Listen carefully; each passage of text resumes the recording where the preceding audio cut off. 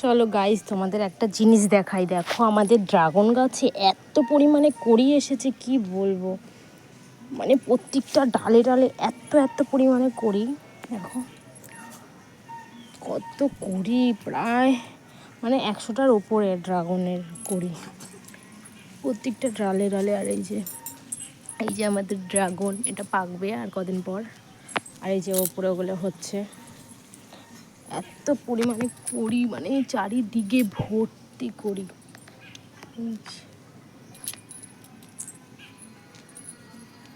প্রত্যেকটা ডালে ডালে এত সুন্দর কড়ি হয়েছে, কিন্তু এত কড়ি হয়েছে কিন্তু ফল টিকবে না মনে হচ্ছে। এত ছোটোগুলো তো এসেছে, ছোটোগুলো কি কড়ি এসেছে দেখো।